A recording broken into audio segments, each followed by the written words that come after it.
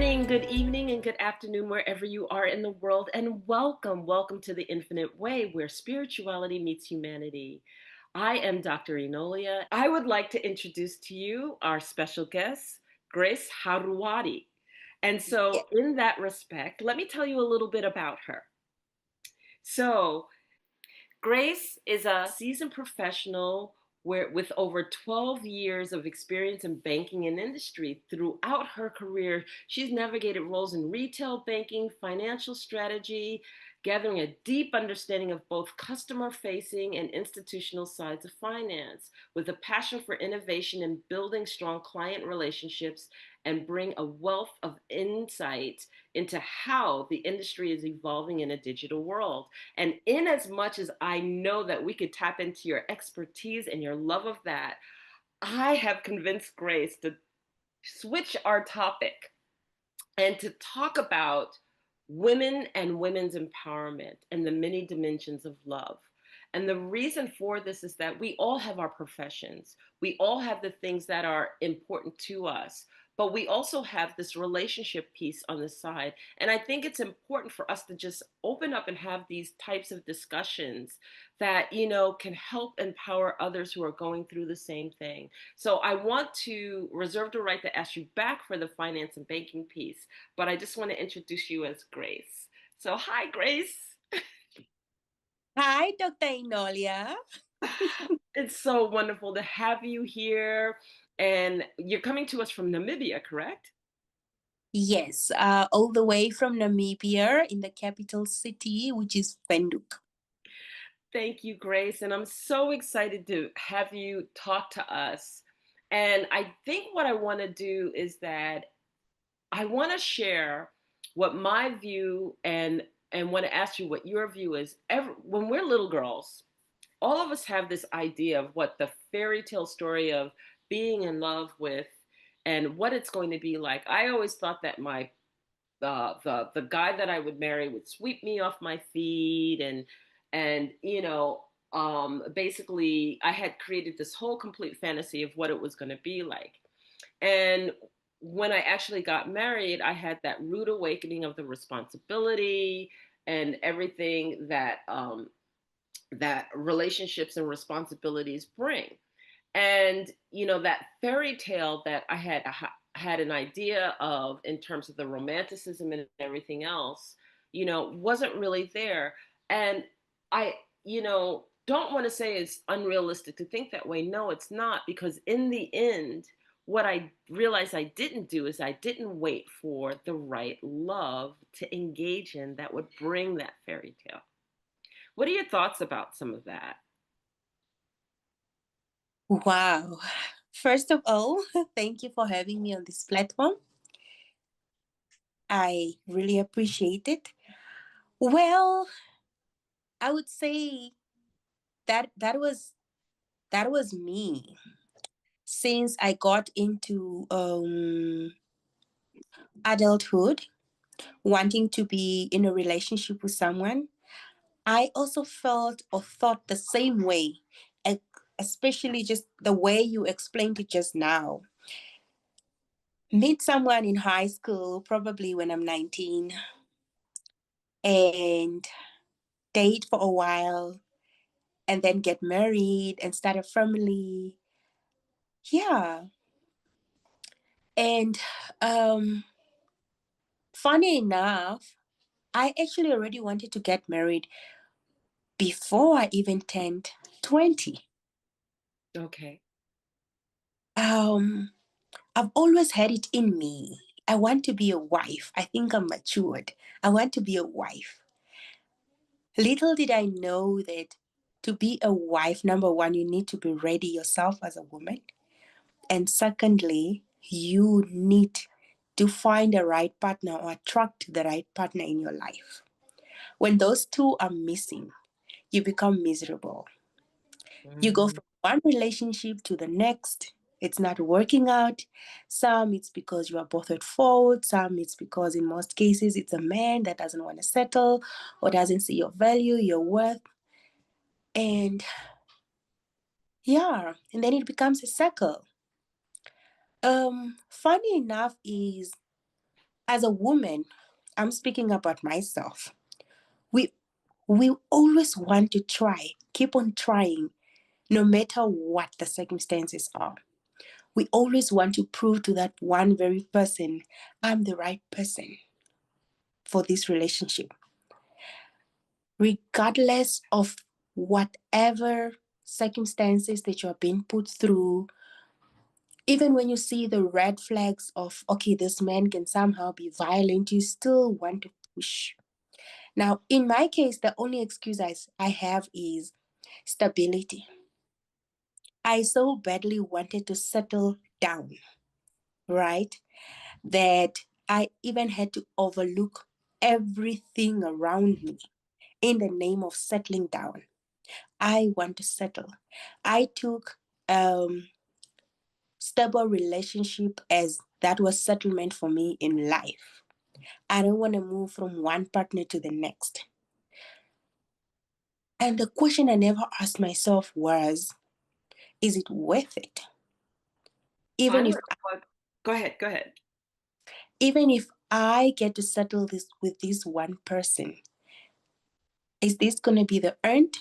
Or is this just gonna be the beginning of many other, red flags to come? Red flag. And I want to pause you there because you've said so many powerful things just in that part. And I want to unpack it little by little.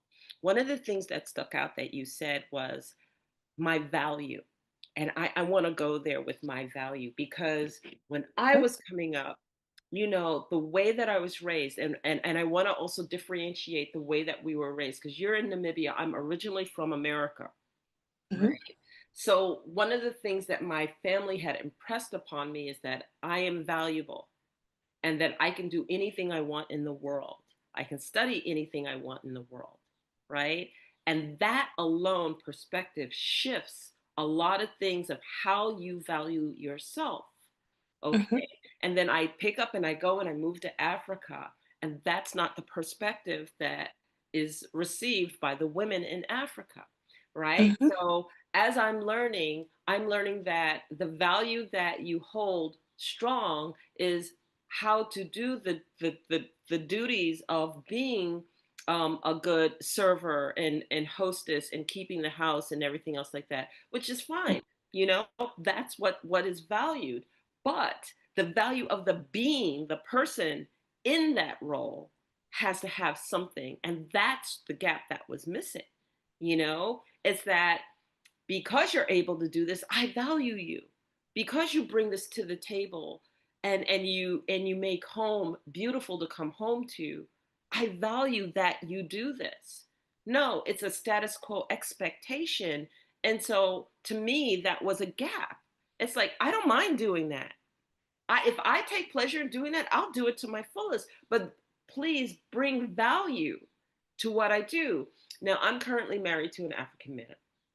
And there's certain habits that I have, which is, if we're doing an exchange of something, I'll say, thank you for doing that. And he goes, well, why are you saying thank you for doing this? I'm supposed to do this.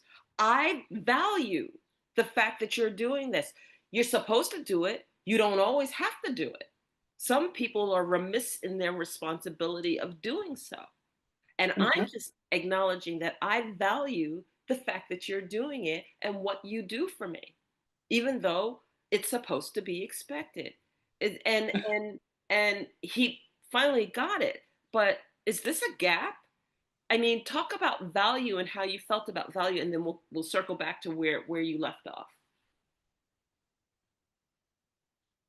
Sorry, I don't think I get the question. I'm saying talk about what you perceive value to be, or how you perceived how you were valued coming up, okay, or how you see other women valued coming up, like the way that Namibians value women.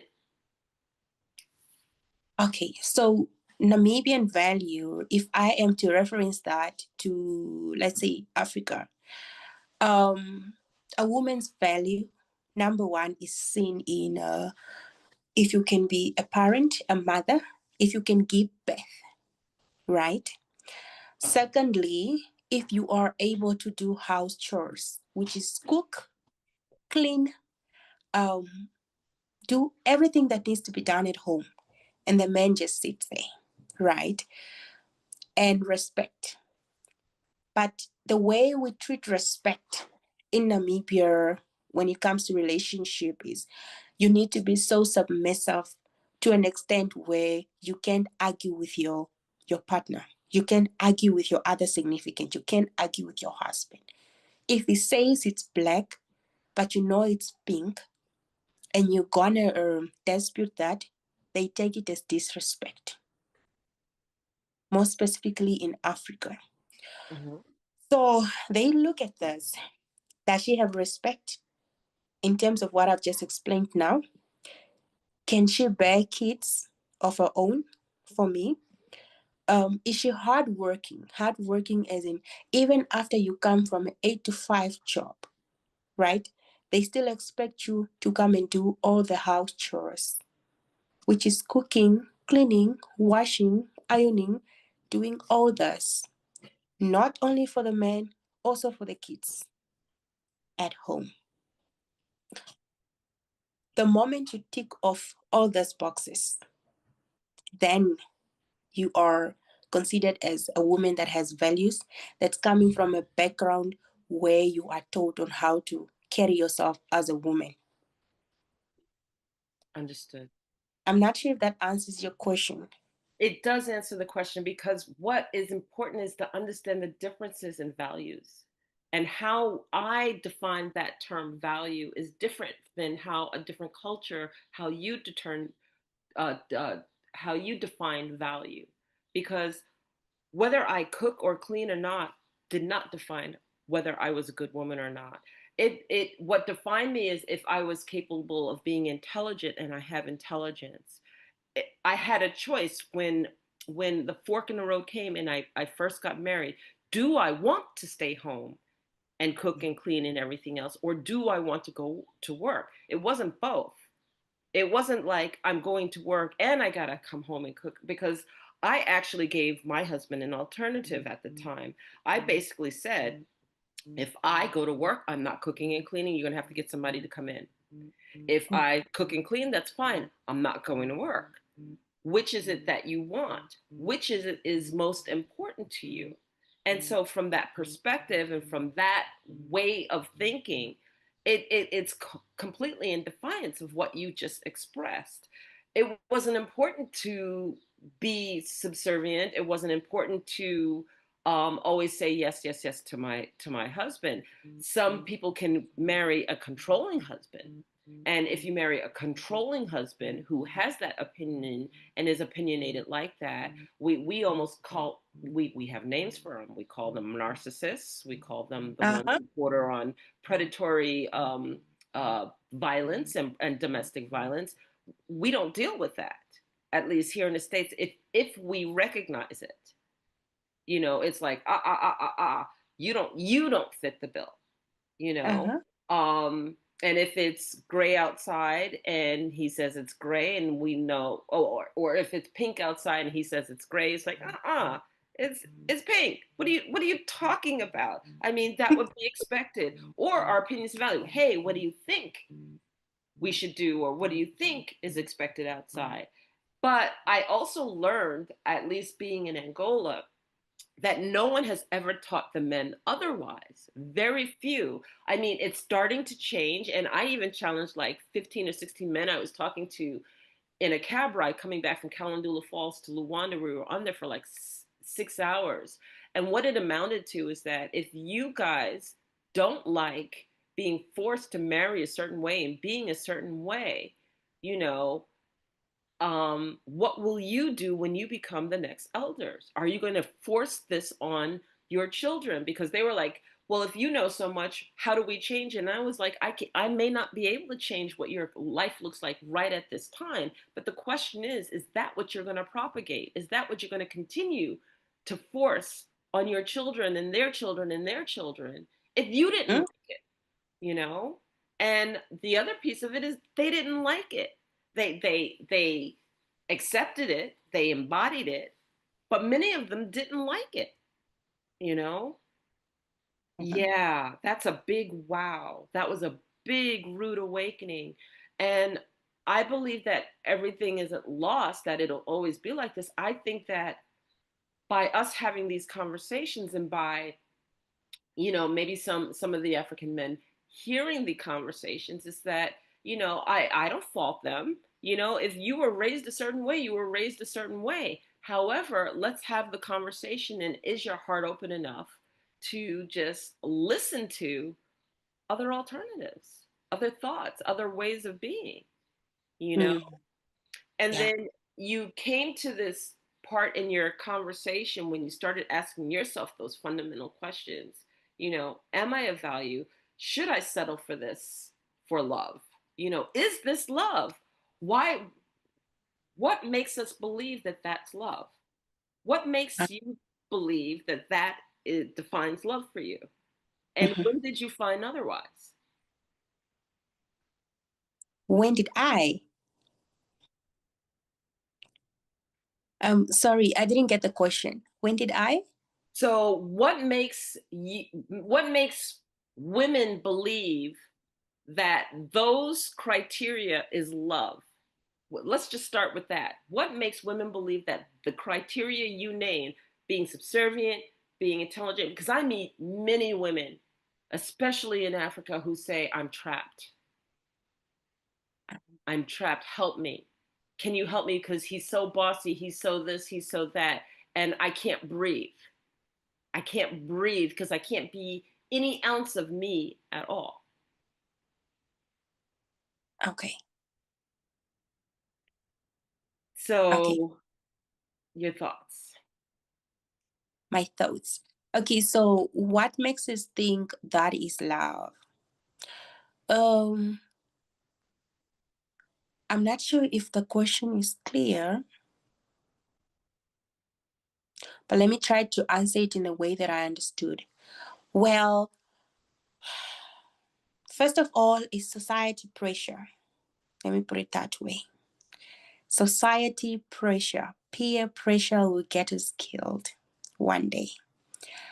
We all want to be seen as she belongs to someone. She has a partner, she has a home, she has a house.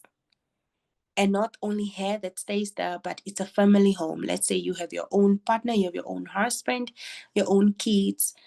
Even if you are not happy, even if you are being drained, all that matters is what is the society seeing? The Mm. people around me, what are they seeing? What is it when they talk about me? What do they say? Uh, for instance, oh, Job's wife. That is more than enough for us. Um, there are times you will have to do a bit of analysis. You analyze and you get to see, I know that this is not love, this is not happiness, I'm not happy here. But the fact that society normalizes these things, and even when you try in most cases to seek for advice outside your marriage, what you are being told is, our parents have gone through that, they survived, who are you? You know, what makes you think you cannot survive? You're just not being strong, you're just not strong. You need to fight for your marriage, you need to fight for your home. But what am I fighting for? And in most cases, we get to normalize this. We take it as a norm. Okay. My mom had gone through this. So and so had gone through this. I need to stay in, remain within, right? In the name of, because he's home, he's providing at least a little that he gets. Just because he's a provider, you tend to take all the negative and turn that one thing where he's providing, like you have said, he should provide, right? He needs to provide. Even though you are both providing, but the fact that he is providing, you want to take that as, okay, that this is a very positive thing that can make me remain or stay here. And then you complicate it with love, but you're not getting what you're supposed to get as a wife from this man, apart from being told how you should dress up, how you should live your life, what time you should be home. being controlled wherever you go. You're not allowed to attend who's meeting, party, or whatever in the name of you are someone's wife. My wife cannot be seen where. My wife cannot be. You are so limited, right? But the fact that you feel like okay, he's the provider in the house, then you stick to the point of okay, he's providing for the family. This is love. That's all you know. And in most instances, most of us grew up as in a single homestead. So when you get that someone that proclaims love towards you, you tend to grab it with both your arms and you don't want to lose it because you did not see this growing up. You were brought up by a single mother, a single father, and you never really got a chance to understand what really transpired. Why is my mom single? You know? So once you grow up in such a broken homestead and you get to find yourself in a romantic relationship, you get to normalize a lot of things in a way to say, well, I didn't see my mom being loved growing up, you know?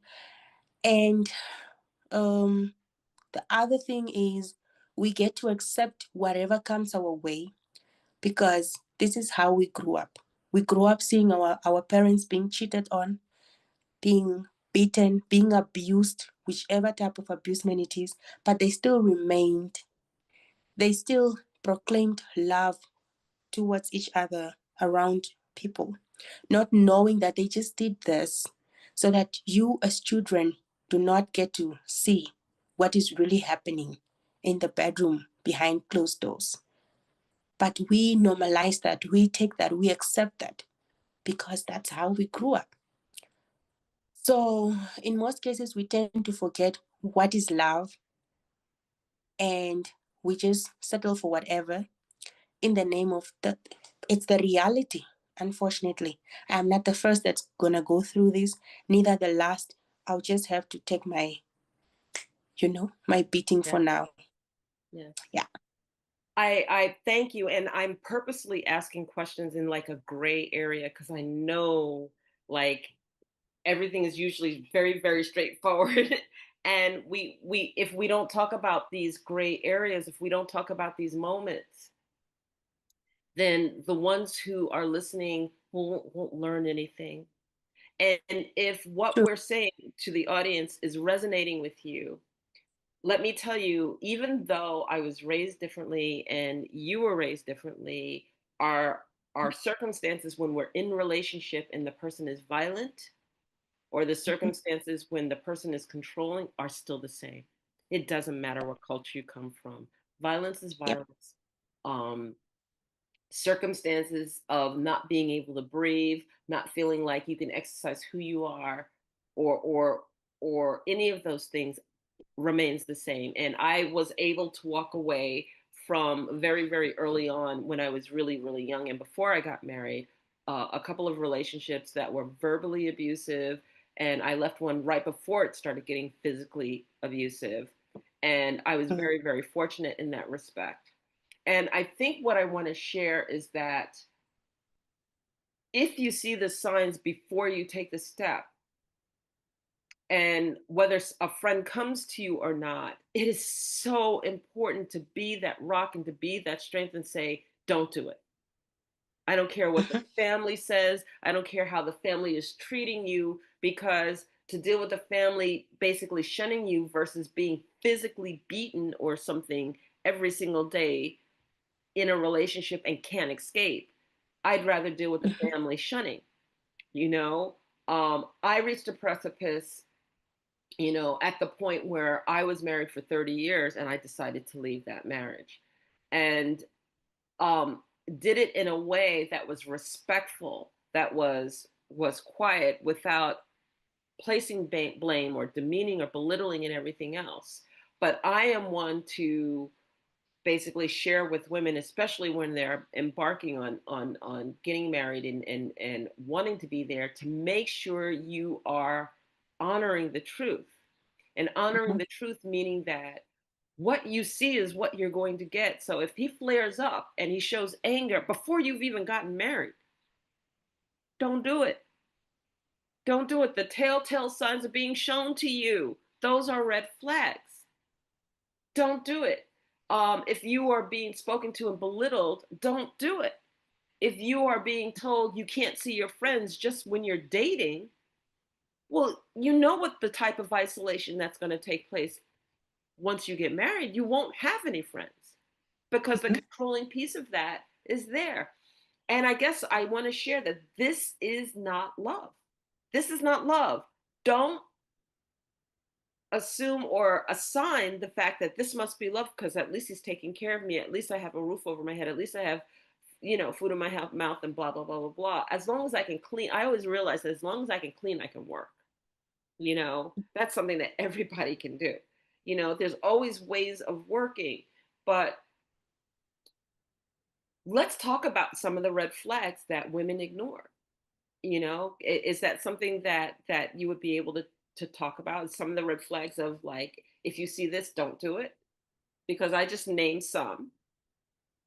Yes. Yes. I'm gonna talk about myself in this. Okay. Because it took me three relationships to realize that I could have just walked away when I saw those red flags in my first relationship. Okay, so I started dating when I was in grade 11, and I think I was like 18 years at the time. Yes, 18 years. So that was my high school sweetheart, and we went on about until I got to university. During that time, I didn't know that men can cheat or in ways how men cheats. All I wanted or all I saw was um we call each other good morning, good night, how was your day? That was love for me. That was enough. The where are you, with who are you, I didn't know. Okay, until 6 years down the line, then I got to find out that this very man that I've been seeing actually has two children with different women. And it was during our time that I was seeing him. What did I do? I cried and I forgave him. And we moved on like nothing ever happened. And that was the biggest mistake I did. I should have closed that door the moment I found out. Because guess what happened after? Later on, I think about 2 years, I got to find out again that he had other two more babies with different women. And that's when I said, no, I'm not doing this anymore. My regret in here is I took longer than I was not supposed to take. I felt like I wasted so much time. The first time I found out that he was actually a cheater, recklessly. I mean, if you're starting to make kids, then you are cheating recklessly.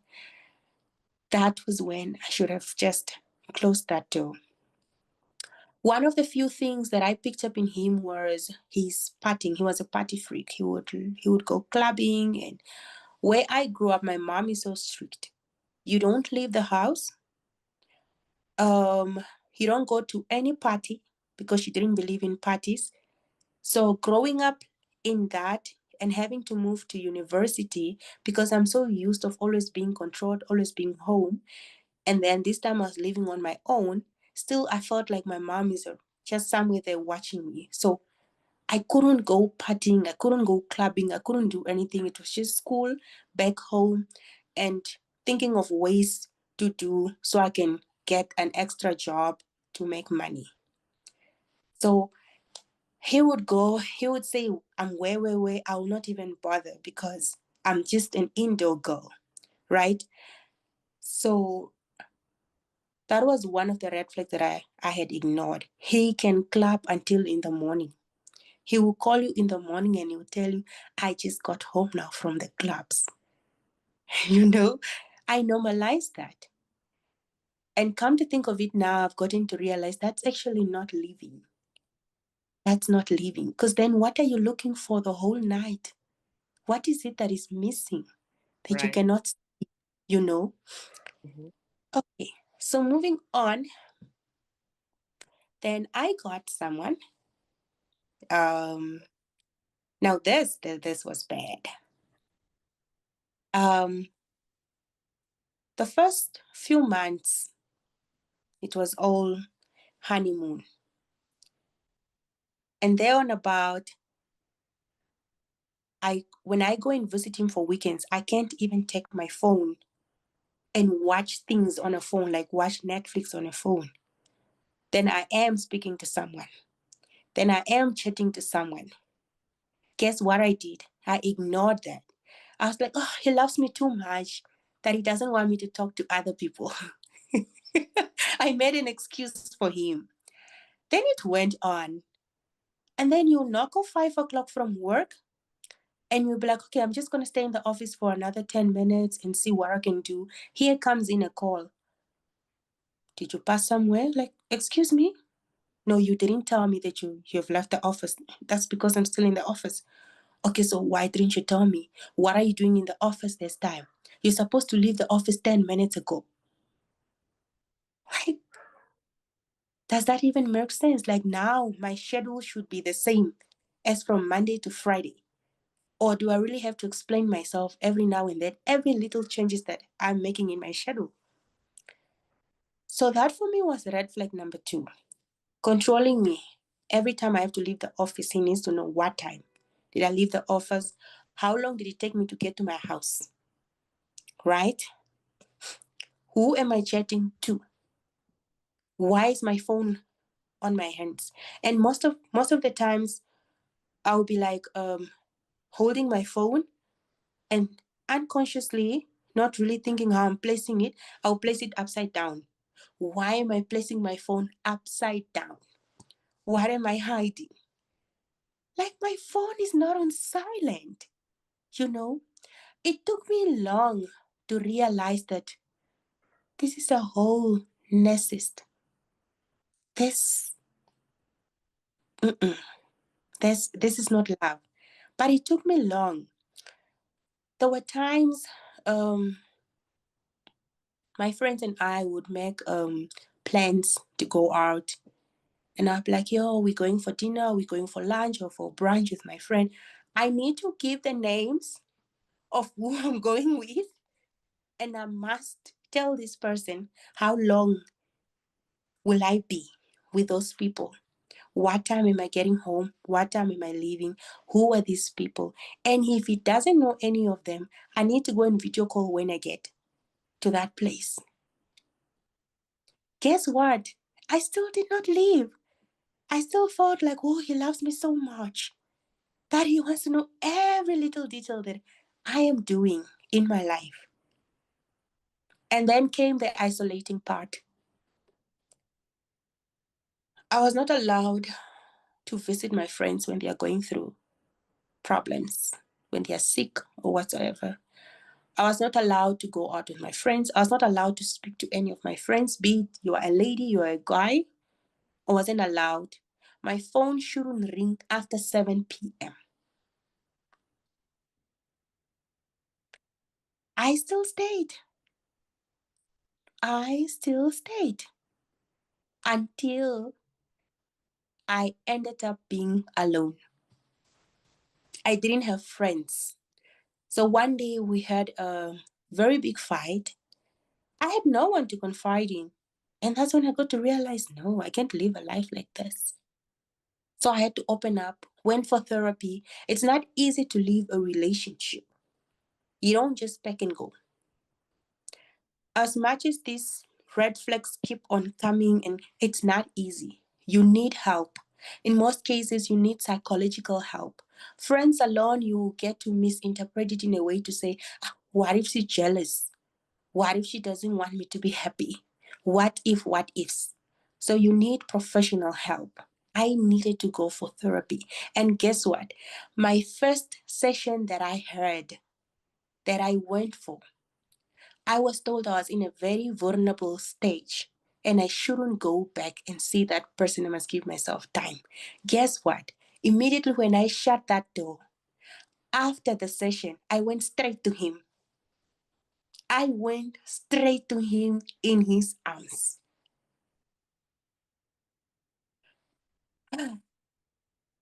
Love, it's very Wow. complicated. We complicate we complicate it ourselves. So yeah, it took me long. I broke free.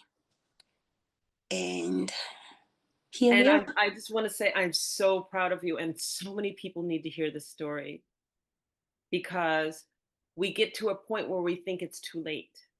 We get to a point where we just don't have the strength within us to walk away, and we're too far down that rabbit hole that there's no way we could ever get back. There's no way we could ever change our mind. What will our parents think? What will our friends think? What will everybody think? But yet nobody's there. But yet what you said was that nobody was there. So Yep. understanding that you made it and you found the strength with assistance to get through that.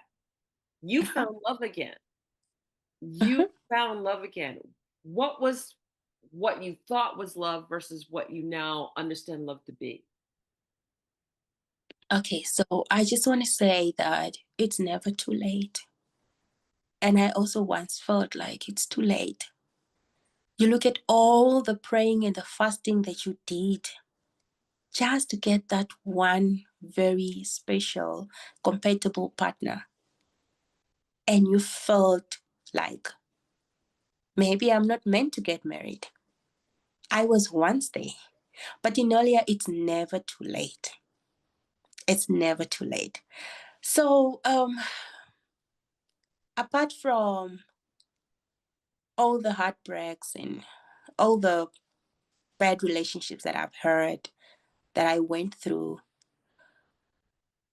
I'm actually glad to, I'm going to say I'm glad I had to go through that in order for me to appreciate what I have now or what I have found, right? Had I not gone through those heartbreaks, I don't think I could have appreciated what I have now. Okay. Because what I was gonna feel like, no, this is not what I'm looking for. I want that man that's giving me stress, that Yeah. man that's keeping me on my toes. I need to look for him. I need to explain myself. Where am I every minute now and then? My phone must be on loudspeaker that I can't even miss a phone call, right? I had to live that such a life so that when I meet what I have now, to differentiate the two and to also appreciate what I have now and understand better that what I have now, it's better. This is the better, right?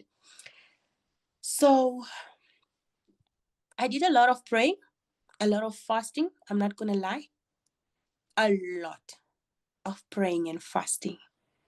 Um, One thing I told myself was I already have an 8-year child and the father is not part of his life.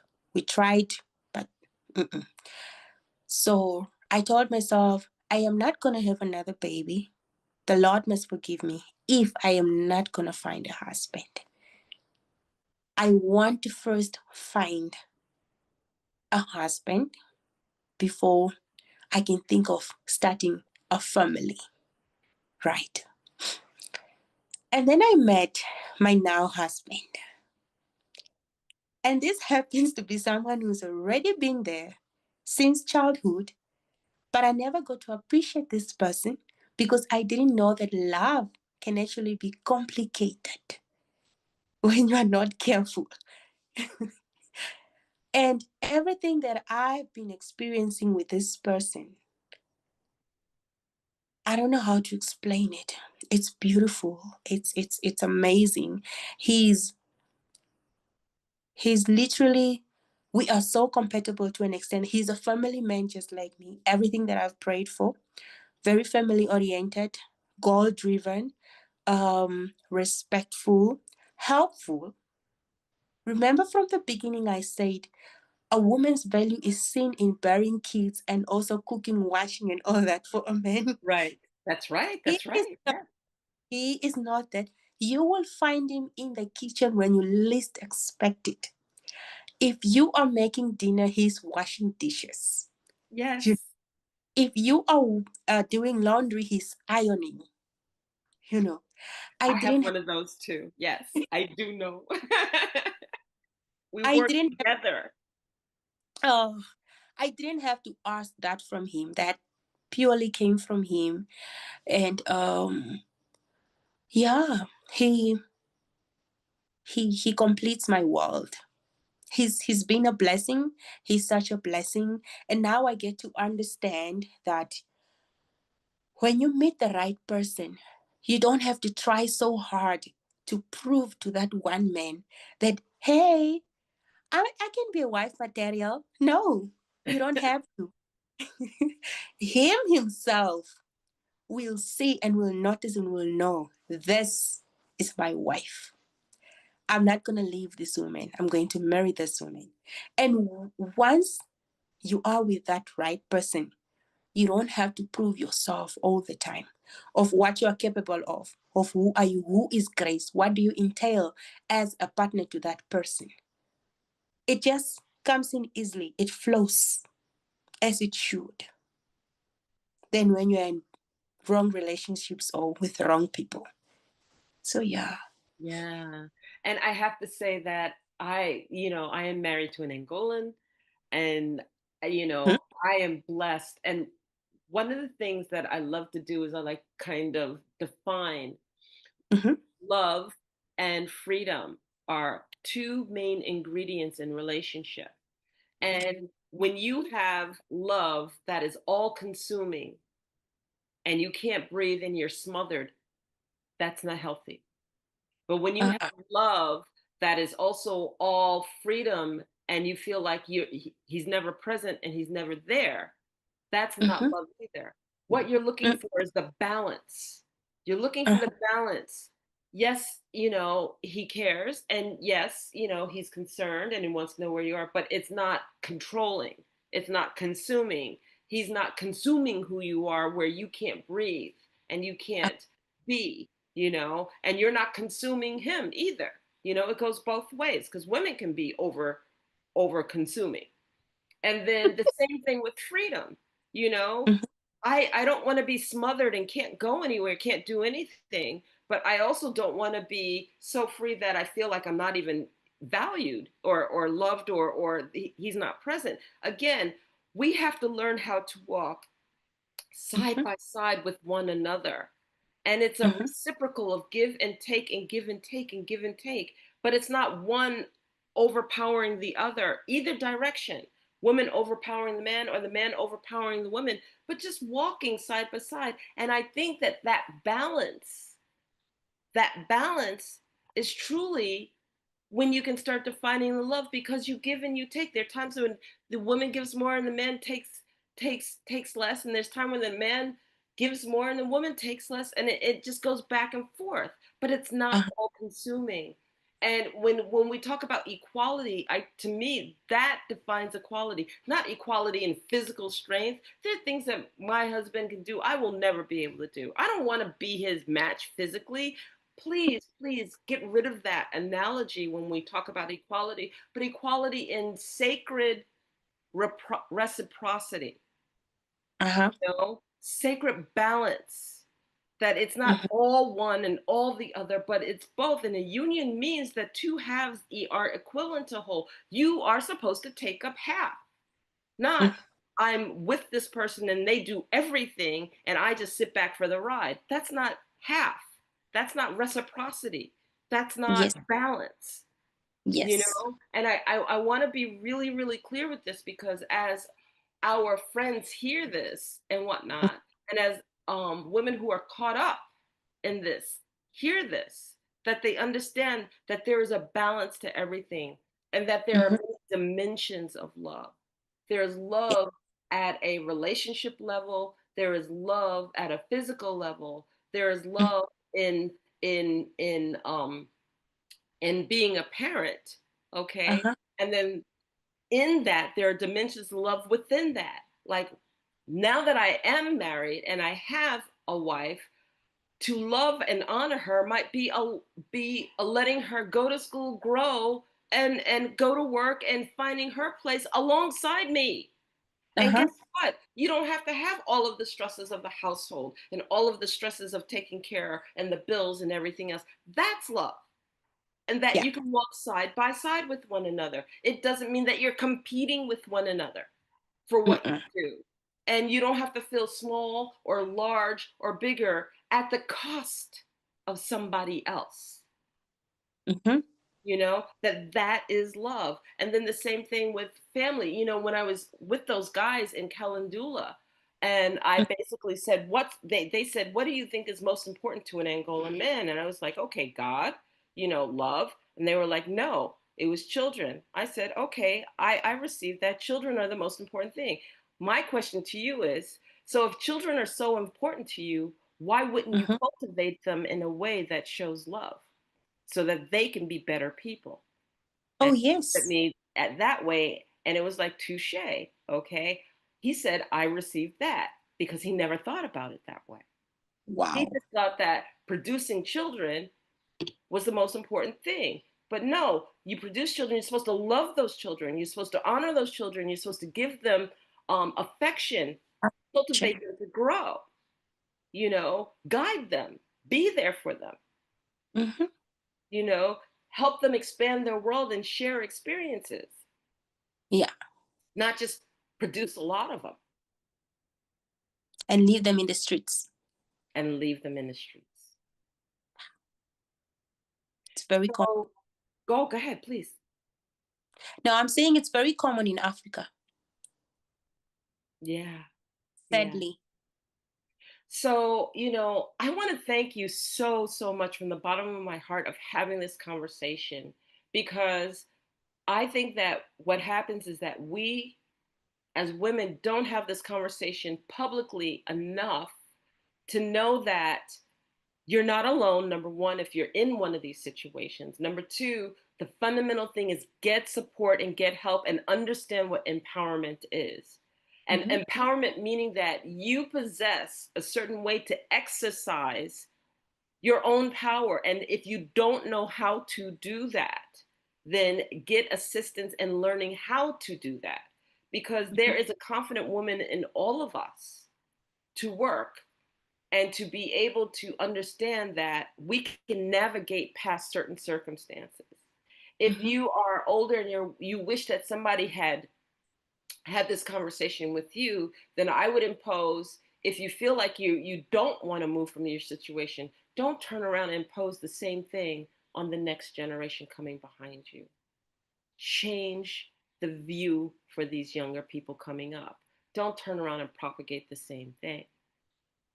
And then the last thing that I would leave with this is that, sometimes as couples, or sometimes, men need empowerment to show that there is a way to be and think other Mm-hmm. than that. And as a woman sitting down with 15 men in a cabin, I was the only woman when I had that conversation. Those men left changed. They had started asking me, would I come to their village and talk to their elders? Because no one had ever talked to them that way. So sometimes Wow. it's not the fact that, men are obstinate or anything like that. I say no. I say sometimes what happens is that nobody's had the conversation with them either. And we have to have these conversations in the open to show that it is okay to have different points of view. And every once in a while, I met a beautiful couple in Angola. I was at a coffee shop. We started talking, and they were basically saying, our parents are pressuring us to have kids. We don't want to have kids. We don't want to do it the way they say do it. And I was just that reassurance that basically said, it's okay. There are many roads to what you want to accomplish. It's okay to take a different road. Yes. Is there anything that you would leave for those younger kids, or what, I'm sorry, I don't mean to say kids. Is there anything that you want to leave for the younger generation coming up behind us who are facing the same things that we just discussed? Is there anything that you want to say? Oh, yes. I just want to encourage, especially young African women, youth coming up.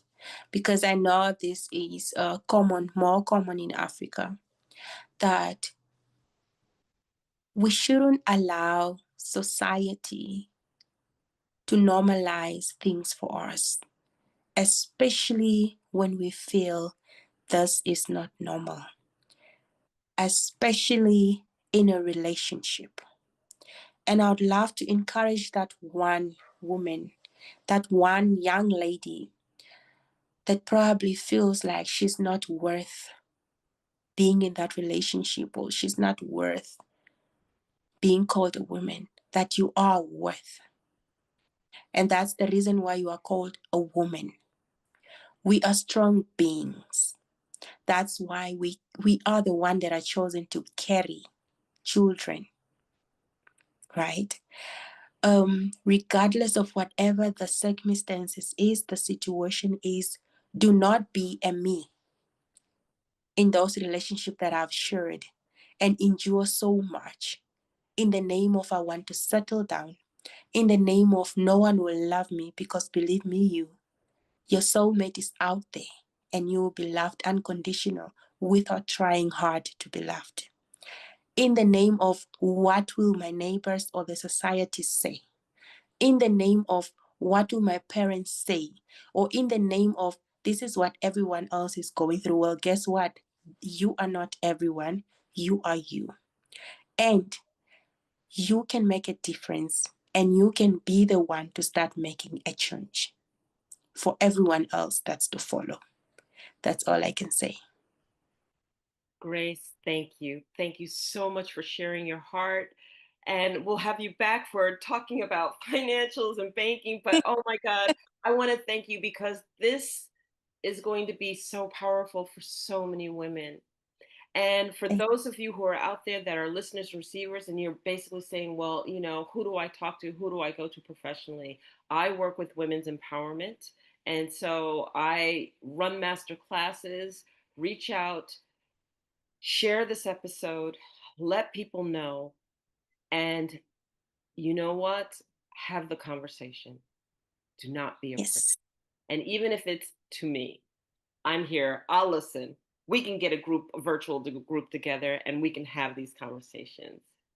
So I want to thank you. If you know and like this conversation and you like this episode, please share it. Please like it. Please subscribe. And Grace, again, thank you so, so much for sharing your heart and contributing to what is needed in this world. You're welcome. And thank you, Dr. Inalia, for having me. Thank you.